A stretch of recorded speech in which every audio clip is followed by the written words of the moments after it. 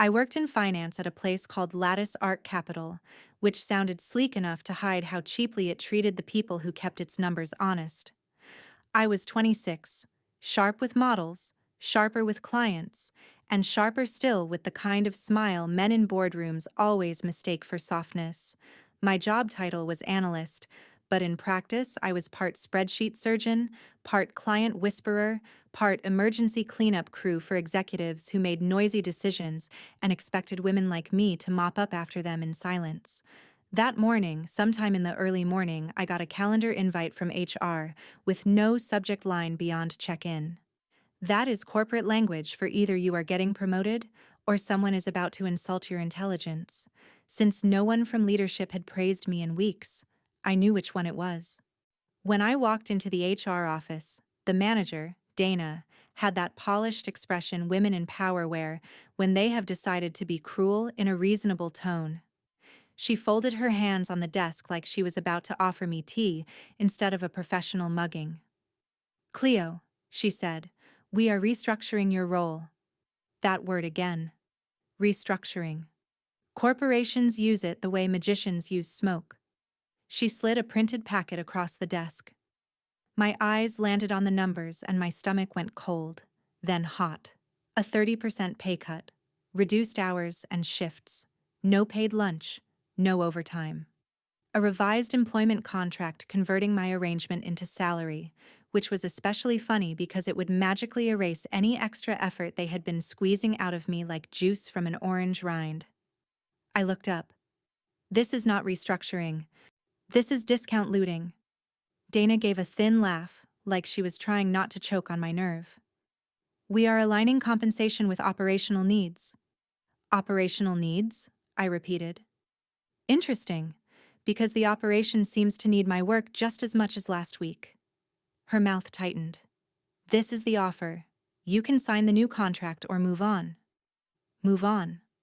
There it was. The sentence managers use when they assume you are too scared, too tired, or too underprepared to test the market. It lands hardest on people who have built their identity around being reliable. They count on panic. They count on rent. They count on the human tendency to freeze when someone in authority sounds certain. What they do not count on is a woman who keeps records. I had every performance review saved, every email praising my turnaround times, my client retention, my error catches, my after-hours support. I had weekend messages from senior staff that proved they leaned on me far beyond the neat edges of my job description. I had a clean private folder of evidence, not because I expected war, but because I understood a truth my mother taught me long before I stepped into finance. If someone benefits from your labor, document the benefit. I did not argue another minute. I asked for a copy of the proposed contract. Dana handed it over, probably mistaking calm for surrender. "Take the day," she said. "Think it over." I smiled. "I am." Back at my desk, I did something that changed the shape of my career in under an hour. I opened my personal phone, not my work computer, and searched the recent emails I had archived from Brim and Rowe Advisory, Lattice Arc biggest competitor. Their recruiter, Mina, had been courting me for months with the persistence of a woman who knew value when she saw it. I had never entertained it seriously. I believed loyalty would be rewarded. That was adorable of me. I called the number in her last email. She answered on the second ring. "Cleo, I was hoping you would call." I stared at the glass walls around me, at the office that had just informed me I was apparently worth 70 cents on the dollar. "Well," I said, "today you seem psychic." And for the first time that day I felt the panic leave and something much more useful take its place. Strategy. Mina did not waste my time with flattery, which is one reason I liked her. She got straight to the point. "Are you ready to talk seriously?" she asked. "Or are you calling to flirt with leverage?" I leaned back in my chair and watched my team pretend not to gossip 3 desks away. "I am calling because my employer just invited me to finance my own humiliation." There was a pause. Then Mina said, "That sounds like them." I gave her the short version. The pay cut, the shift reduction, the unpaid lunch, The push to convert me into salary with fewer protections and less money, wrapped in the cheap ribbon of operational needs. Do not sign anything yet, she said. I was not planning to. Good. Email me your resume, your current compensation, and a clean summary of what you handle. I already know they lean on you, but I want your version, not theirs. That mattered. Women get taught to speak modestly about their own work, as if accuracy is arrogance. And I'd spent years saying things like, I help support portfolio reporting, when the truth was, I corrected expensive mistakes before they reached clients. I said I assisted senior managers, when the truth was, I kept several of them from looking incompetent in public. So I wrote it plainly. I manage reporting cycles, reconcile discrepancies, prepare board materials, support investor communications, flag compliance risks, and stabilize client relationships under pressure. I also added something else: a concise record of measurable results. Reduced reporting delays, preserved accounts, prevented bad data from leaving the building. There is a special power in attaching numbers to effort. It turns invisible labor into evidence. By late morning, Mina called again. Come meet our director after lunch, she said. Off-site, casual coffee, serious conversation. I nearly laughed at the word lunch. Lattice Arc had just informed me mine would no longer be paid. Brim and Rowe was inviting me to coffee before I had even left my current employer. I told my manager I had a medical appointment, which was true in spirit. My job had become a condition. The meeting took place in a hotel lounge across town, quiet enough for business, public enough to keep everyone polished. Mina was there, along with the operations director, a sharp-eyed woman named Sarah, who looked at me the way good chess players look at a board. Not with doubt, but with interest. She had my resume printed, marked with notes. Walk me through your week, she said. So I did. I told her what I owned, what I rescued, what I improved, and where my current employer was using title limitations to underpay higher-level output. I did not whine. I did not dramatize. I did not say I am a hard worker and hope that vague virtue would carry me. I described revenue-protecting tasks, risk-reducing tasks, and client-facing tasks. In finance, that is how you translate effort into money. Sarah asked smart questions. Who signs off on your reports? How often do you stay late? Who depends on you when things break? What would happen if you left with no notice? That last question almost made me smile. Well, I said, I imagine several men would discover they are less self-sufficient than their signatures suggest. Mina choked on her coffee. Sarah did not laugh right away, which made it better. She simply nodded, like she was making a note that I had a pulse and a spine. Then she asked what I wanted. Not what salary would tempt me, what I wanted. That question is harder than it sounds when you are young and have been trained to negotiate as though wanting less makes you easier to keep. But I had just come from an office where a woman in HR calmly suggested I should accept less pay, less protection, and less dignity for the privilege of staying. So I answered with a straight face. I want compensation that reflects the work I actually do. Sane hours, proper breaks, paid lunch, benefits that do not feel decorative, and a contract I do not need to read like a hostage note. Sarah smiled then. Small and dangerous. Excellent, she said. You might be exactly who we need. By the next morning, Brim and Rowe moved fast enough to make my old company look sleepy. Mina sent over a formal interview packet, but it felt more like a confirmation lap than a test. I spoke with their finance lead, their compliance head, and a senior partner who actually read my sample work before speaking to me, which in itself was more romance than I had received at Lattice Arc in over a year. They asked about systems, controls, reporting cadence, client pressure, and escalation paths. They also asked what kind of environment helped me perform well. That question told me more about them than their website ever could. Companies reveal themselves in what they think matters. Lattice Arc had always asked whether I could handle pressure. Brim and Rowe asked what structure prevented unnecessary pressure. There is a world of difference. By midday, Mina called with the offer. I stood in a quiet hallway beside the stairwell, one hand gripping the rail, as she read the numbers out. The base salary was triple what I was making. Triple. For a moment, I thought I misheard her, or perhaps fainted standing up and entered some elegant afterlife reserved for women who archive recruiter emails. Then she kept going.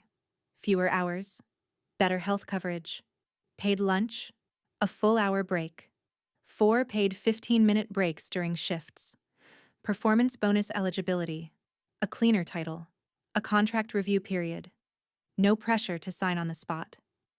I actually laughed, right there in the stairwell. Not a delicate laugh.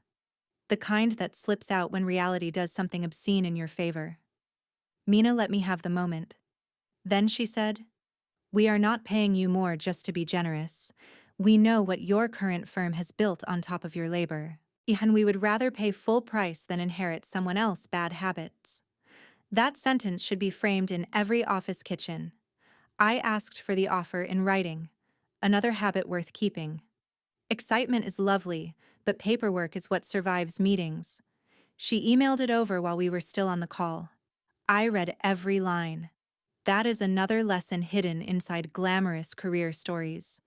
Read the contract. Not the summary. Not the highlighted portion. The contract. Look at compensation structure, hours, duties, review periods, termination language, benefits eligibility, non-compete language if any, confidentiality scope, bonus discretion, and whether vague phrasing gives them room to quietly move the goalposts later. Brim and Rowe contract was clear. Clear is attractive. I forwarded the document to an employment attorney I knew through a family friend and paid for a quick review. Best money I spent all season. He flagged 2 clauses that needed cleaner wording around role expansion and bonus calculation. Brim and Rowe accepted the edits by the next day. That told me something crucial. Serious employers do not panic when qualified people negotiate. They expect it. They respect it more than theatrical gratitude. Back on the floor, Lattice Arc was acting as if I were still trapped in a small box they had designed for me. My direct supervisor sent me 2 urgent tasks and marked one of them high priority, which was rich, considering they had just announced my labor was worth less. I completed what I had to, documented everything, and quietly began preparing my transition. I copied no confidential data, or took no client material, and touched nothing that did not belong to me. That matters. Revenge is satisfying. Sloppiness is expensive. Dana from HR stopped by my desk in the late afternoon. "Have you had a chance to review the contract?" she asked. I looked up with my most innocent expression. "Carefully." "And?" "I think I understand my options much better now." She seemed pleased by that, which made the moment sparkle, because she had no idea how correct she was. I gave notice the following morning, sometime in the early morning, when the office still smelled like fresh coffee and denial. I had drafted my resignation with all the warmth of a bank vault. Brief, professional, effective. I stated my final day under the terms of my existing agreement, declined to sign any revised contract, and thanked them for the opportunities that had, in fairness, taught me exactly what I would no longer tolerate.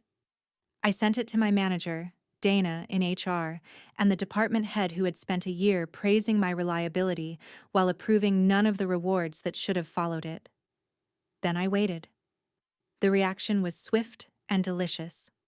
My manager called me into a conference room with the department head already seated, trying his best to look fatherly instead of cornered. Dana joined a moment later carrying a notepad, as if this were a normal discussion and not a small corporate fire. "Cleo," the department head said, "this feels sudden." I folded my hands. "Not from where I am sitting." He cleared his throat. "We value you here." Interesting moment to mention it. Dana cut in with practiced calm. "Perhaps there has been a misunderstanding. The revised contract was intended to preserve your role." I nodded. "At reduced pay, fewer protections, unpaid lunch, no overtime, and less dignity. a preservation miracle. The department head winced. Good.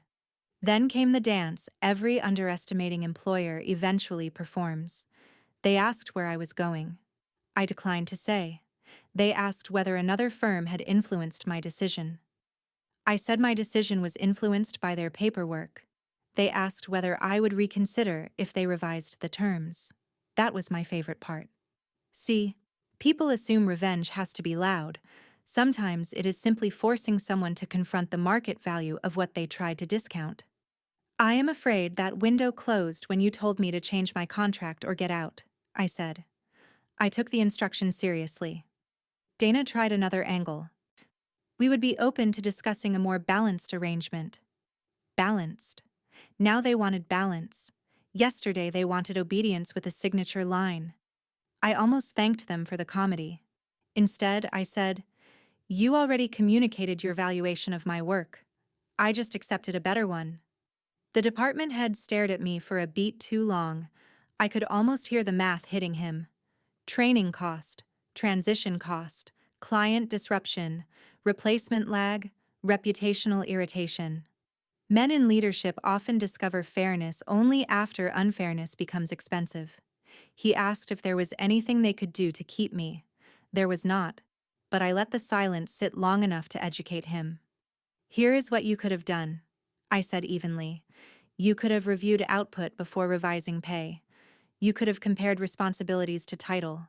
You could have treated lunch and overtime as compensation issues, not decorative privileges.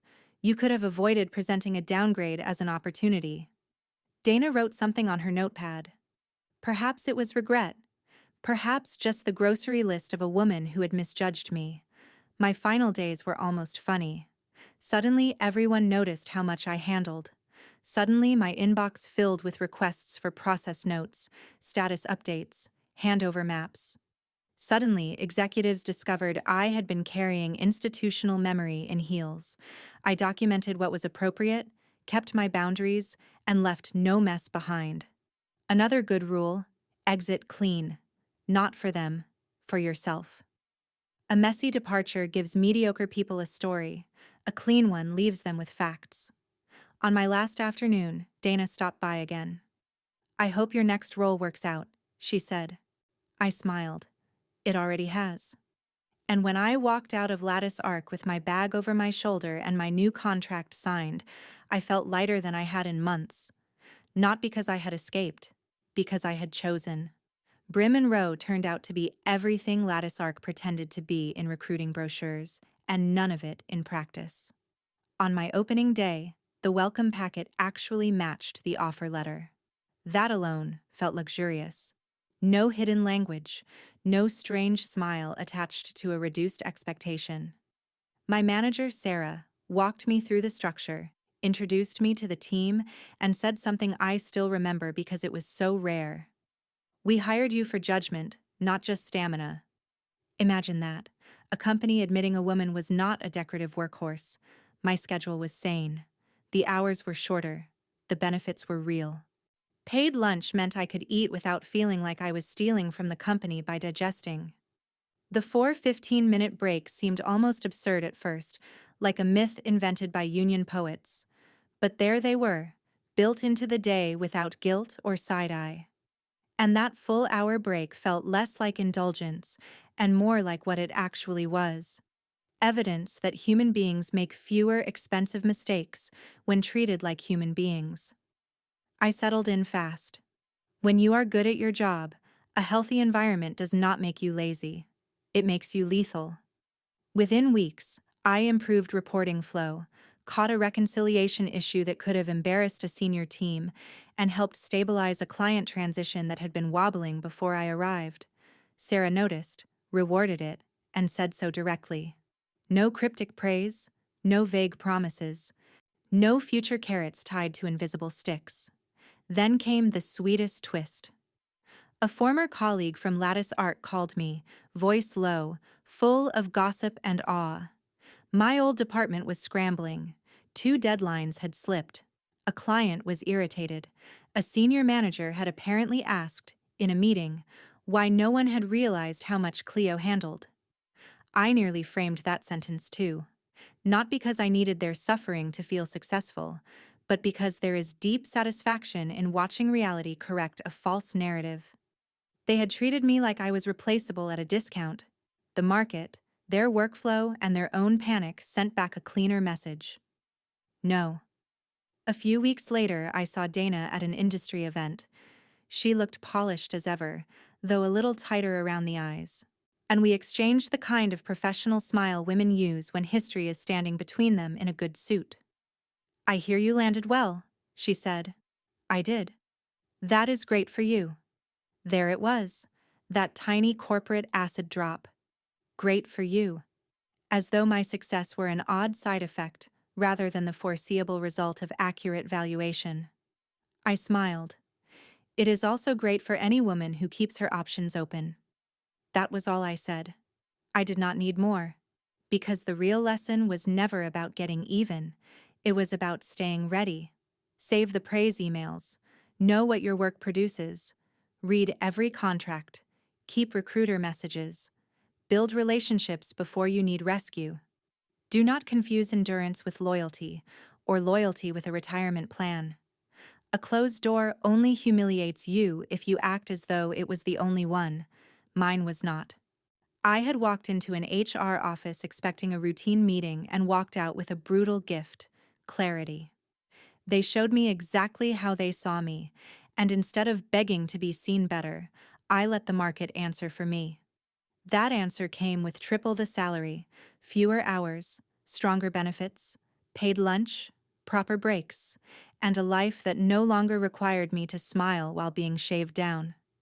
I still work in finance. I still wear heels sharp enough to sound like punctuation. I still keep records.